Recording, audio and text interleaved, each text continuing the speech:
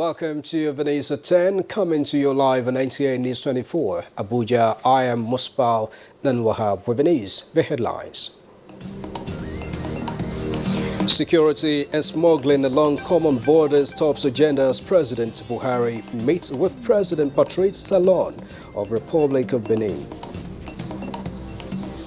100 million Nigerians to benefit from social register as federal government flags off COVID-19 cash transfer.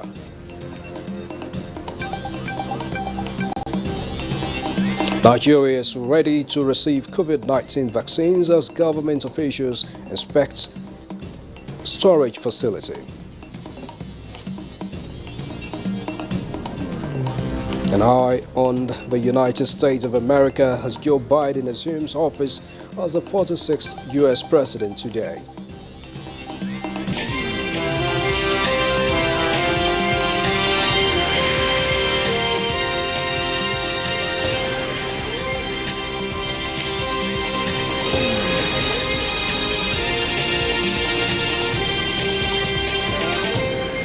Thanks a lot for staying tuned into the news. Nigeria and the Republic of Benin have resolved to take definitive measures towards putting an end to smuggling and other illicit activities across their common borders for enhanced bilateral relations. This formed the highlight of a high-level engagement between President Muhammadu Buhari and his Benin counterpart, President Patrice Talon. State House correspondent Adamu Sambo reports that the meeting was the first since the reopening of Nigeria's land borders by the federal government.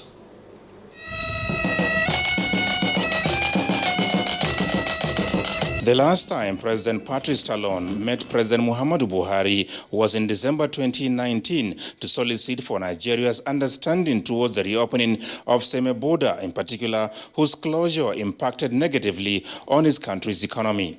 Although it took almost 1 year for this prayer to be answered, but as the saying goes, it is better late than never. He is therefore here to not only show appreciation, but also give personal assurances on the bold measures to be taken by his country towards ensuring that cross-border activities that have enormous consequences on Nigeria do not reoccur. And that dominated discussions between the two leaders behind closed doors, as explained by Foreign Affairs Minister Geoffrey Onyema. The president of Benin is going to do everything within his powers to ensure that this thing doesn't rear its ugly head ever again, that there will never be any issue of whatever, whether it's smuggling, whether it's trafficking, whatever it is, between Benin and Nigeria. They're going to set up a committee to come up with terms of reference, to take some very bold and very decisive steps and sustainable steps to ensure that all the issues that have been affecting the relationship between the two countries should be definitively put behind us. You must recall that Nigeria just opened its borders, and now we have a new opportunity for Nigerian traders to benefit from the open borders. Now it's an opportunity for Nigerian traders to be able to take their goods across into the West African sub-region. So this portends good business and increased trade relations between Nigeria and other West African countries. And also you must remember that Nigeria signed on to the African Continental Free Trade Area Agreement, which came into force on the 1st of January this year. So it is key that the borders are open so that this agreement that we have signed can be effective. During the interactive engagement, President Muhammadu Buhari reiterated the importance of good neighborliness, saying the survival of your neighbor is also your own, hence the resolve by Nigeria to continue working with her neighbors towards deepening relations in critical economic sectors. He said a common understanding must continue to be forged on crucial issues, including security, trade, and development for the good of the two countries and their peoples.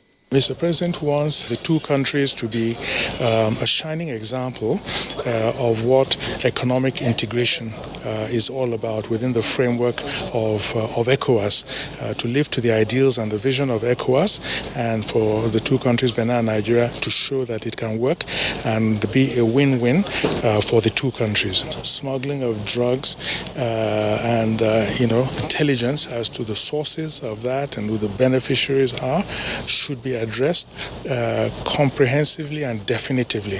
Any assurances from the Benin leader? Oh yes, the president of Benin came with some very concrete proposals about resolving these issues definitively so that we'll never ever have to deal with them ever again. President Patrice Talon, who appreciated the robust leadership being displayed by President Muhammadu Buhari, made a strong case for the relationship between the two neighboring countries to remain cordial. From the State House, Adamu Sambu, NTA News. Away from the State House, election of members of the ECOWAS Parliament by direct universal suffrage was part of a new mandate conferred on the Parliament by the adoption of a supplementary act enhancing its powers. Recommendations of Parliament's Harder Committee on the matter has been adopted by members at plenary. Onengie Fine-Face report on these and other issues at the ordinary session of the ECOWAS Parliament online.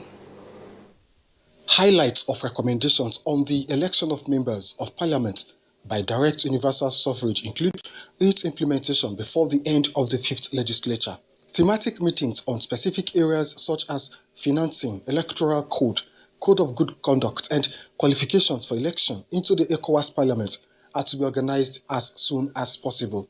The recommendations add that key ECOWAS institution stakeholders like Authority of Heads of State, Council of Ministers, ECOWAS Commission, and ECOWAS Court of Justice should be consulted on this mission, while a prominent citizen is appointed as champion to lead advocacy on the process. Draft directive adopting the regional cybersecurity and cybercrime strategy. 6. Draft directive adopting the ECOWAS regional policy on critical infrastructure protection. Article 2 mandates the Speaker to forward this resolution to the President of the Commission. Our regional strategy on cybersecurity and the 2021 program of activities for the Parliament were also considered and adopted at plenary. I have no doubt that we have the capacity to continue our work. We must remain steadfast and always put the interests of the people above self-interest. The ordinary session ended with amendments in the membership and leadership of some standing committees. Onengie Fine-Face, NTA News. The United States of America is set to make history today as Joe Biden will be sworn in as the 46th president of U.S. in a matter of hours. Meanwhile, U.S. President Donald Trump has finally made a farewell address before leaving office, even though Mr. Trump has still not fully accepted the results of last November's election, which he lost to Democrat Joe Biden. Let's have the reports. My fellow Americans, 4 years ago, we launched a great national effort to rebuild our country, to renew its spirit, and to restore the allegiance of this government to its citizens. In short, we embarked on a mission to make America great again for all Americans. As I conclude my term as the 45th President of the United States, I stand before you truly proud of what we have achieved together.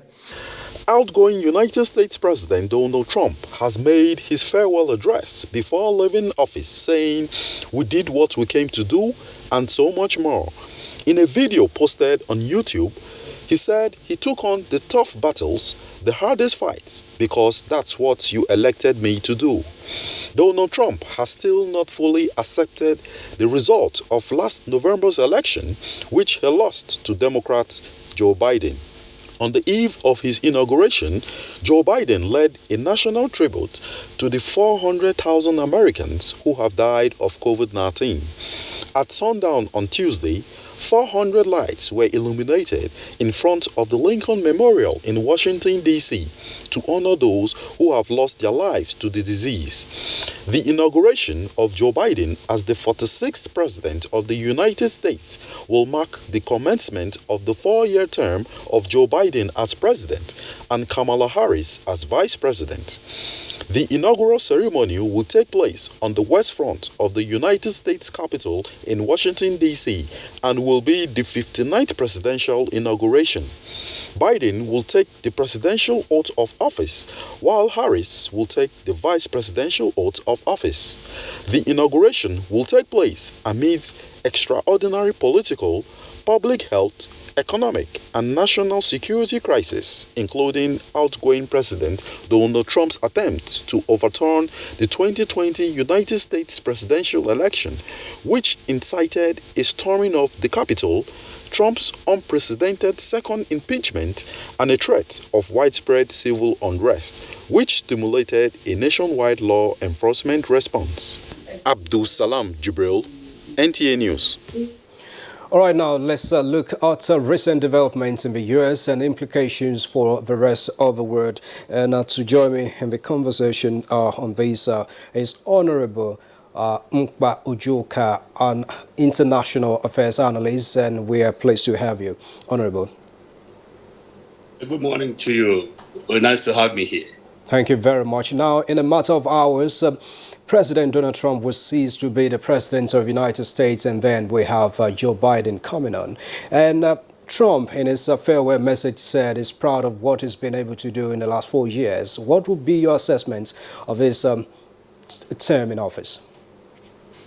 I mean, for a start, I think the inauguration of the President Joe Biden and of course his assumption of office is good news for American politics and of course the world in general, because we are actually seeing the exit of ex-President Donald J. Trump, who personally ridiculed American democracy, an institution that has been built for more than 200 years. And like I've always said, America is the only democracy that has practiced it continuously for more than 200 years.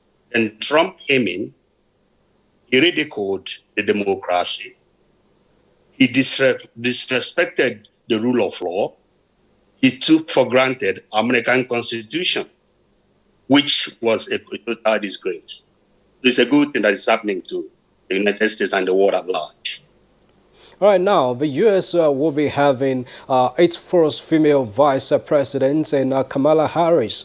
Now, what is the implication for gender politics in the U.S. against the backdrop of Hillary's effort to ascend that coveted seat for some time? Hillary Clinton tried it. She didn't get it. Now we're having a first female vice president, Varisa Black. Yeah, I think that is historical for the United States as well. This is the first time they are having a female vice president. This is the first time they are having a female vice president that is a Black American. What a wonderful time in U.S. democracy. It has never happened. So Biden and Kamala Harris and the entire Americans are actually making history today. It is wonderful for gender politics. And for women out there, is an opportunity for them to understand and realize that they can actually attain those heights if only they will make themselves available for world politics. All right, now let's quickly take a look again at the outgoing president, Donald Trump, who has refused to acknowledge the result of the November 2020 elections. What does this mean for the U.S. electoral process and, of course, democracy generally? Can you say that again? Okay, we're looking at the refusal of the outgoing president, Donald Trump, to accept the result of the November 2020 election. What was the meaning of this, or the implication on the electoral process of the United States and, in fact, the democracy process, democratic process?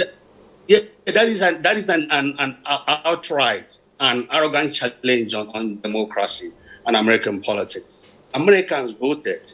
And they spoke for themselves because they don't want Trump anymore.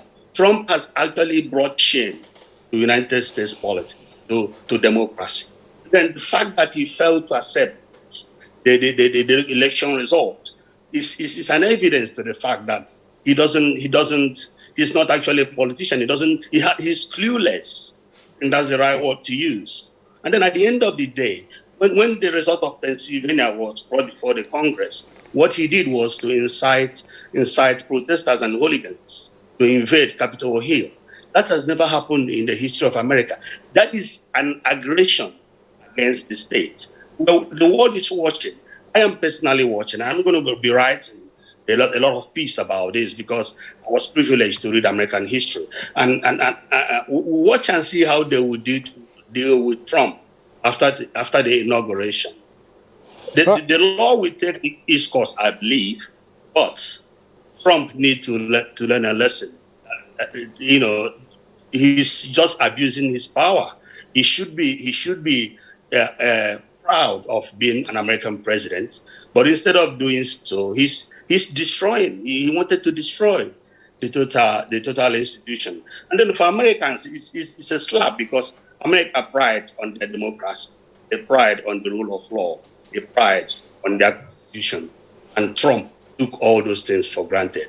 It's a new day, it's a new dawn, and now America will try as much as possible to restore their pride in world democracy.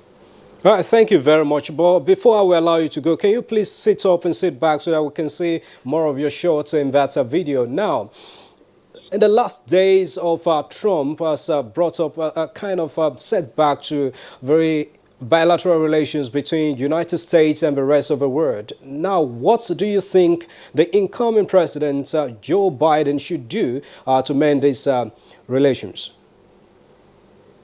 I'm very positive about President Biden. I mean, you need to appreciate that he's been around American politics for so long. He knows all the nooks and crannies in the White House. He's been in the system as a senator over the years. I think he's tested and tried. And remember, the support he gave to President Obama was massive, and he appreciates the black and ethnic minority in the United States. So he's going to bring a new thing to the United States. I think his although it's a massive responsibility, but I think he's up to it. He's going to start by trying to mend fences with those so many enemies that Trump has created around the world, and then he's going to have to tidy up his own. Because Trump was all about divisive and hatred. That's the legacy he left. And I'm quite pleased that he has been disgraced. I mean, that's what he deserved. But I'm trusting Biden and Kamala Harris. And he knows that the world are looking up to him, how he's going to handle the situation. I'm believing God. God is going to give him the grace and the wisdom to do his job well. And of course, restore Americans' pride. And indeed, people can once again believe in their democracy. All right, international affairs analyst, Honorable Nkpa Ojuka, we really appreciate your time. Thanks for having me. This is the news at 10 on NTA News 24. We're taking a break. When we return, Anambra State governorship election scheduled to hold on November 6, 2021. The best and most efficient way to avoid getting infected is through regular hygienic and sanitary practices, as well as social distancing. As individuals, we remain the greatest weapon to fight this pandemic. By washing our hands regularly with clean water and soap, disinfecting frequently used surfaces and areas, coughing into a tissue or elbow, and strictly adhering to infection prevention control measures in health facilities, we can contain this virus.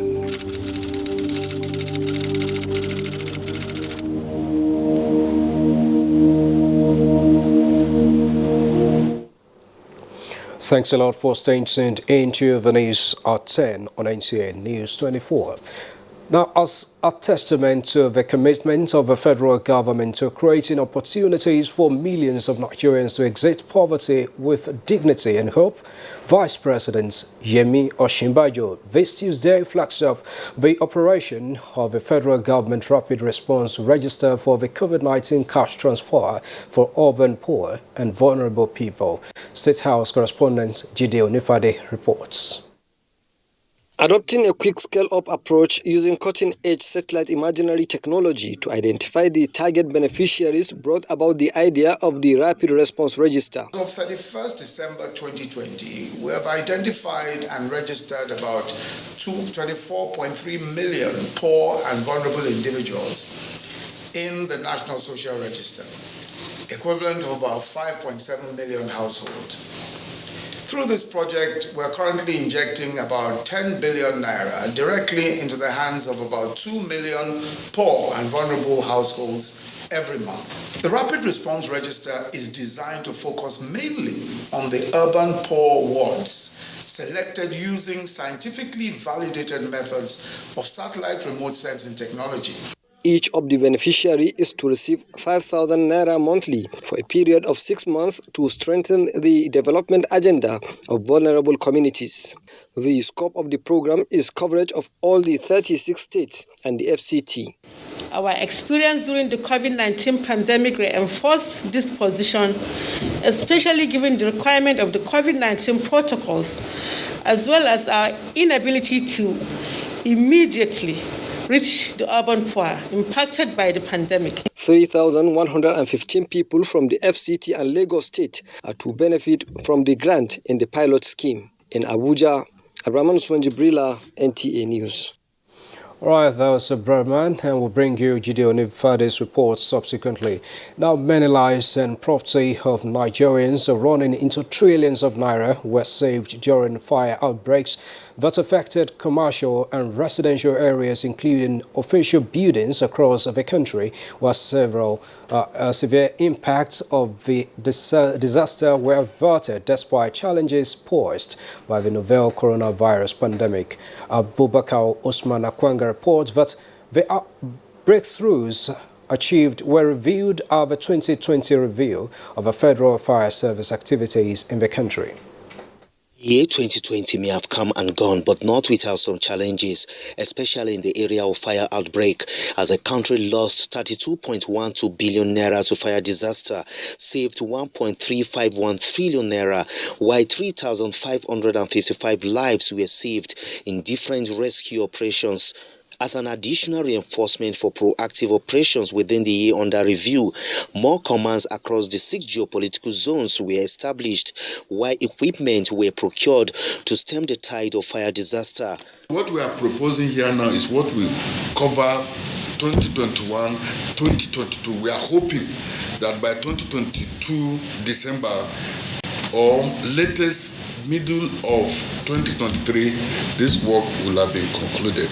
Now the 2021 prospect seems to be brighter as 89 firefighting trucks and other rapid intervention vehicles, personnel training on foreign high-rise building and ICT-based operation are captured in the current budget.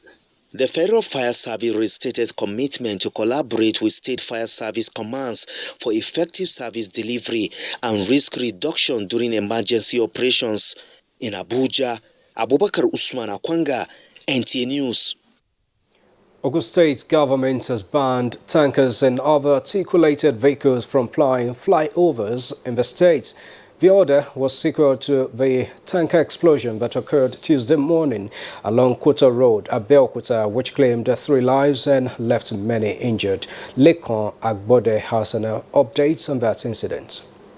Ogun State Governor Dapo Abiodun, during his visit to the scene of the accident, described the incident as unfortunate and ordered that henceforth no tanker or articulated vehicle should ply flyovers in the state to forestall future reoccurrence. The governor also visited the state hospital in Ijaye and the Federal Medical Center in Diaba, Abeokuta, where some of the victims who suffered various degrees of burns were receiving treatment. The tanker was said to have lost its control while plying the flyover and subsequently ran over another vehicle before the explosion. In Abeokuta, Lekon Agbonde, NTA News. And away from that, the Director General, National Emergency Management Agency, NEMA, Vice Marshal Muhammadu Mohammed, says staff of the agency must acquaint themselves with the provisions of Public Procurement Act to entrench transparency and accountability in the procurement process of their agency. The Director General stated this at a one-day training workshop on public procurement of the agency's headquarters in Abuja. Ilyasu Ali Yakubu reports. The Act that establishes public procurement provides for every government ministries, agencies to key into the Act in its procurement processes. That is why the National Emergency Management Agency is engaging its staff with requisite knowledge of the Act for efficient service delivery. Director General, National Emergency Management Agency said, as emergency managers, things must be done with maximum speed for the agency to deliver on its mandate. You have to do your due diligence. Anything short of that is going to throw the agency into disrepute. The resource person, Alhaji Mafuta Bokoye Oloide, who is a retired director of procurement of the agency, highlighted the importance of adherence to Public Procurement Act and observance of all other relevant regulations from the Bureau for Public Procurement to achieve transparency and accountability in the procurement process. A good procurement must be open, it must be precise, it must achieve value for money. The training provided the forum for interaction on ways forward in procurement processes in the agency. In Abuja, Ilyasu Ali Yakubu, NTA News. On electoral matters, the Independent National Electoral Commission, INEC, has fixed 6 November 2021 as the date for the conduct of the Anambra State governorship election. A statement by INEC National Commissioner for Information, Festus Okoye, indicates that the Commission will issue the statutory notice for election on 9th June 2021. The collection of forms for the election will take place on the 10th of June 2021, and the conduct of party primaries and resolution of disputes arising from the primaries will take place on the 10th of June to 1st July 2021. The personnel particulars of the candidates will be published on the 16th of July 2021, and the parties will commence campaigns on 8th August 2021. The final list of nominated candidates will be published on 7th October 2021. The Commission enjoins all the registered political parties to pay close attention to the timelines and schedule of activities outlined in the timetable and schedule of activities as they are constitutional and statutory provisions. INEC also enjoins political parties to conduct rank-of-free primaries, guarantee level playing field for all aspirants, and conduct necessary due diligence on all forms and documents that will be submitted to the Commission. The Commission is concerned about the spate of acrimonious primaries as well as the nomination of unqualified candidates, which sometimes lead to endless court litigations. We're still watching the news at 10 on NTA News 24. Another break comes up, and when we return,